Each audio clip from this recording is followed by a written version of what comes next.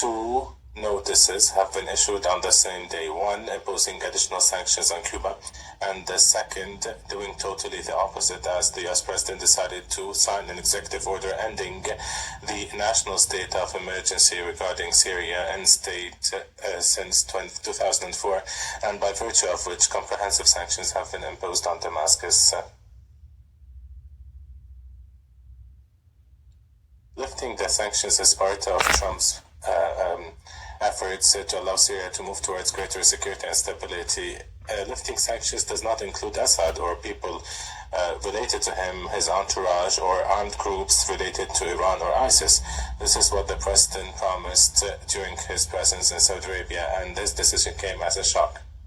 Trump's decision came after about 6 weeks of his meeting with the president of the transitional period, Shara, in Syria, but it's not free.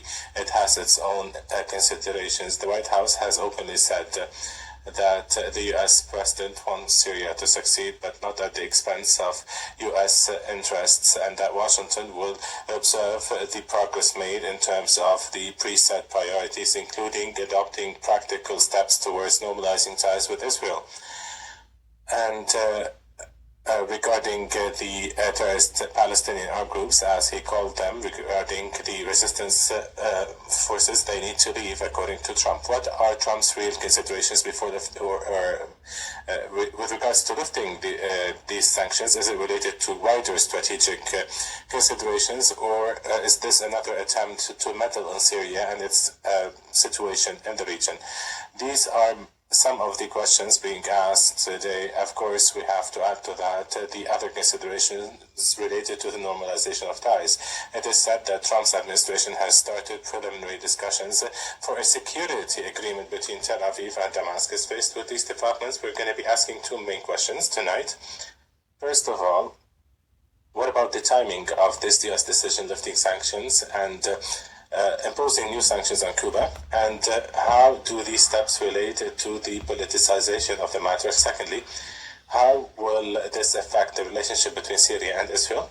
And secondly, what are the U.S. bets? We're going to be answering these questions and much more with our guests for tonight. We have with us expert in international affairs, Dr. Marcus Papadopoulos. Thank you for being with us, Doctor.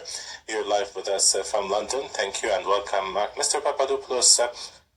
As it is being said, there is a possibility of seeing a direct meeting take place between Netanyahu and Syrian President Shara, and the US is working seriously on normalizing ties between Israel and Syria. This is on one hand. On the other hand, we see how the US is dealing with the matter of sanctions, imposing sanctions on some countries and lifting them from another country. And it seems that this entire process is not governed by any kind of thing but the US interests, right?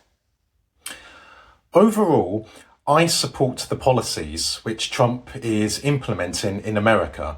And I am greatly encouraged by the fact that Trump is talking with both the Iranians and the Russians. And regarding Iran, there is a possibility of a rapprochement between Washington and Tehran.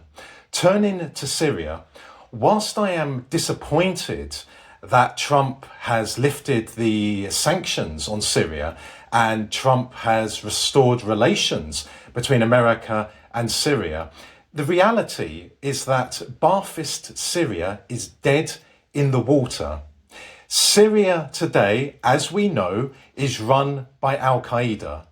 But the lands which comprise Syria still constitute some of the most geo-strategic in the world. It therefore follows that America, whilst Trump might not like the fact that al-qaeda came to power in Damascus, nonetheless, America is still going to want to play a part in this new Syria. We should also be brutally honest, and I am not going to shy away from the truth. Russia and Iran also have diplomatic relations with this new Syria. Why? Because Syria, as I said, is of immense geostrategic importance. Therefore, the Americans, the Russians, and the Iranians want to be a part of this new Syria. Now, I believe there is a distinct possibility that in the long term, the al-Qaeda government in Damascus will expel the Russians and the Iranians. But for the time being, both countries wish to have some sort of say in Syria. And let us not forget, the Russians have an air base and a navy base in Syria. So the Russians will try everything to try and retain its military presence in Syria. In regard to Israel, well, of course, Israel played a very important role in al-Qaeda coming to power in Damascus. Therefore, the new Syria and Israel will establish diplomatic relations between themselves. And of course, Jolani in Damascus will allow Syria to be a base for Israeli intelligence and in the future, Israeli military activities. And we saw that when Israel was illegally bombing Iran, Jolani allowed Syrian airspace to be open to the Israeli Air Force, and the Israeli Air Force used Syrian airspace to strike at Iran. So overall, what is emerging here is realpolitik. Politics is dirty. It is the filthiest business of all. But I understand why America, Russia and Iran maintain or now have relations with the Jolani government in Damascus.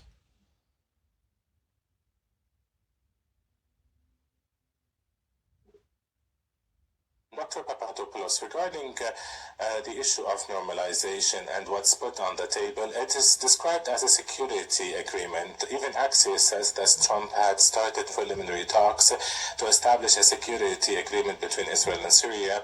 So the question is, what kind of change will it bring about? How will it look like, this security agreement? And how will it ultimately benefit Israel if the idea of normalization is rejected by the Syrian people? Or does the US have any other plans about the people in Syria as well? Foreign policy is guided by self-interest. So when the Russians intervened in Syria in September of 2015, they did so primarily out of self-interest to reassert Russian influence and power in West Asia. Now, regarding the security agreement, which you have referred to, anything which strengthens Israel's position in West Asia ultimately strengthens America's supremacy in West Asia. So that is why the Israelis and the Jolani government are discussing this security agreement. And naturally, the Americans are overseeing this. The Americans will do everything they possibly can to strengthen their position in West Asia. The Russians and the Iranians did so over the last 10 years or so, but as a result of the fall of Ba'athist Syria, Russian influence and power in West Asia, along with Iranian influence and power in West Asia, has taken a major setback. Again, that is reality. So the Russians and the Iranians will strive to maintain whatever level of influence they can try and achieve in the new Syria.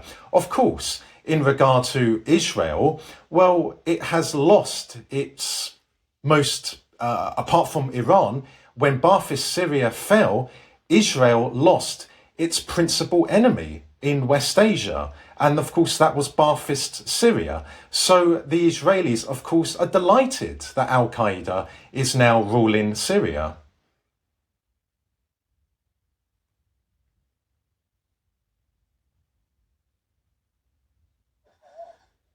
So as a result, this decision, the decision of lifting sanctions of Syria adopted by Trump, do you think that it will lead to a real change in the U.S. ideology about West Asia or about the Arab Levant in general, especially that there is also a military presence for the U.S.? In your opinion, what kind of relationship will there be with Israel, first of all, and what will be Syria's role in the region? Syria, the new Syria, and it pains me to say Syria because I actually believe the Syria we knew is dead and buried, but this new Syria will be a major conduit for American influence and power in West Asia. The Americans, like the Russians, like the Iranians, are guided by self-interest.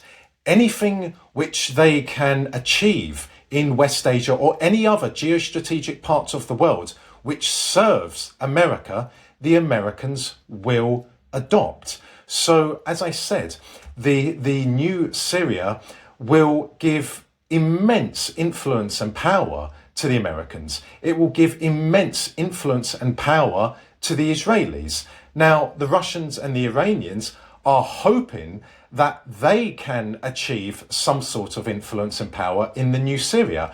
I think that will be a Herculean task, but nonetheless is not impossible. For the Russians, the Christians and the Alawites in Syria will look to them for assistance. I mean to ask you the following, because putting aside the idea of Iran and Russia having influence in Syria, because I mean this is not what's on the table, that is on the surface. What's on the surface today is the issue of normalizing ties and an agreement between Syria and Israel under U.S. sponsorship. As is lifting sanctions. It is said that there could. Do you think that if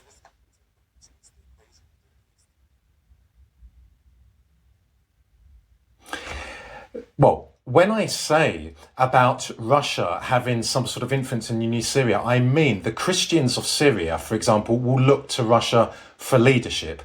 Other groups in Syria will, of course, have a favourable opinion of Israel. They will have a favourable opinion of America. And any agreement between Damascus and Tel Aviv will serve the new regime in Syria very well and will serve the Israelis very well. And ultimately, it will serve the Americans very well. It's a game of chess. The Americans are making moves in this game of chess in order to strengthen their supremacy in West Asia. And the Israelis are playing the same game as well. So, as I said, this is not a matter of principle. This is not a matter of morality. It is all guided by self-interest. And as you correctly said, the Americans have an illegal military presence in Syria. Well, very soon, Jolani will make that illegal military presence legal.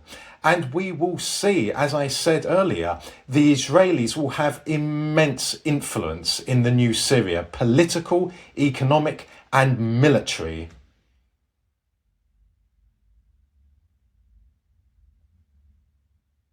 Please stay with us, Dr. Papadopoulos. We're going to share this report with our viewers. As we've said at the beginning, the decision of lifting sanctions of Syria was made by Trump on the same day as he imposed additional sanctions on Cuba as well. So, as the U.S. decides to revoke some steps that were adopted previously under Biden regarding Syria, another official statement on the White House website issues another decision regarding the Fifth National Security Circular regarding the U.S. policy on Cuba imposing additional sanctions and restrictions. It's about the full restriction of any direct financial transactions with institutions related to the military in Cuba, including JISA, with a very limited exceptions in cases that offer direct support to the Cuban people or in cases that support the U.S. interest. And the circular has also mentioned restrictions on travel to Cuba, including a ban put on tourism from the U.S. and imposing additional tariffs and keeping financial records related to travel for up to 5 years at least. At the same time, the circular indicates that the U.S. administration will be committed to continuing the ongoing blockade on Cuba and to reject any attempts to lifting it within the United Nations and other international organizations. The circular indicated that Washington intends to review entirely cases of human rights violations in Cuba and will establish a list of wanted individuals by the U.S. judiciary. According to the U.S., they are seeking protection at the level of Cuban authorities. Of course, Havana has condemned this new U.S. circular, and through the Cuban Minister of Foreign Affairs, who said that the circular is an escalation in the U.S. economic blockade and aggression, and is an additional blow to our attempts to achieve development. It's also a violation to the rights of an entire nation. Dr. Papadopoulos, what's paradoxical here is that on the same day as sanctions are being lifted off Syria, and we've talked about that, there are sanctions that are being renewed and added on Cuba. And it's the same litany. We're hearing about human rights violations, about the U.S. interest, but what grounds is the U.S. basing itself to impose sanctions in general and to suffocate an entire nation, as the Cuban official has said? Indeed, I agree. The imposition of new American sanctions on Cuba and on the American people is regrettable, but not surprising. Trump is undoubtedly playing to a section of the American people who bitterly oppose the Cuban government. And of course, this section of American society are Cuban Americans who have left Cuba, and many Cuban Americans are ardent supporters of Trump and ardent supporters of the Trump administration as a whole. But the argument that the sanctions are a result of human rights violations by the Cuban government is preposterous, is utterly ridiculous, because the Cuban government has not harmed the American people.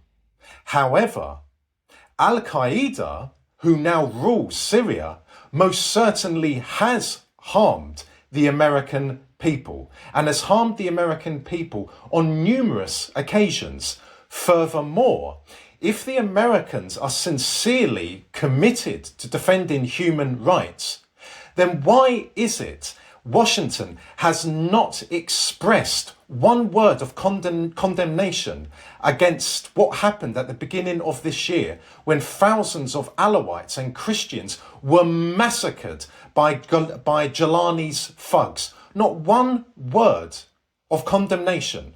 If the Americans were truly committed to human rights, then they would place sanctions on the new Syria because of the thousands of Alawites and Christians who were murdered.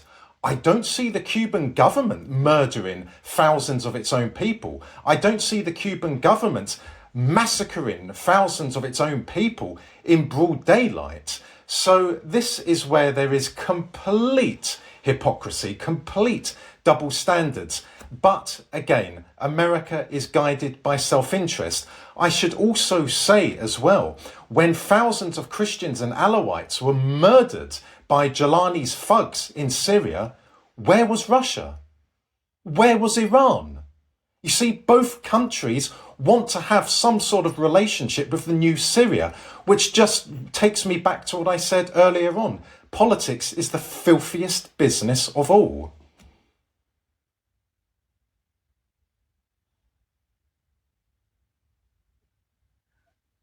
Dr. Papadopoulos, of course, as a result, we understand that the U.S. is no charity. It has to act according to its own interests. When it decides to lift sanctions off Syria, there is a new regime it wants to normalize ties with, and it wanted to normalize ties with Israel. And when it imposes more sanctions on Cuba, it's serving its interest. But, of course, the U.S. media always tries to depict things as if this is related to the freedom of the press, the freedom of the media, to human rights, etc. But do you think that these slogans are still convincing to anyone? No. American mainstream media is neither free nor independent. It is controlled by the American deep state, which is Trump's principal enemy. The vast majority of Americans, like the vast majority of Britons, today understand that Western mainstream media is not true journalism. It is merely a weapon and a mouthpiece for the Western ruling elites or the globalists. And whilst the cancerous role of Western mainstream media is known throughout the world, at the same time, I am delighted at the reality that most people in the Western world are now aware that their media is not a proper media and that their media is an enemy of the Western nations. So when American mainstream media talks about human rights violations in Cuba, then many Americans will say, well, what about the human rights violations of the American people? For example, the American deep state has imported millions of illegal immigrants, and many of those illegal immigrants have carried out horrific crimes against the American people, murder, rape, and also supplying drugs. So that's a human rights violation. I think the American people as a whole wish the American government, wish the Trump administration to focus solely on America. Many Americans do not wish to see even a cent of their taxpayers' money being sent abroad, and that includes Israel. So that is a very important development, and it is a development that Trump cannot afford to ignore, because if MAGA, which is the power base of Trump, if MAGA turns on Trump, then he will be finished overnight.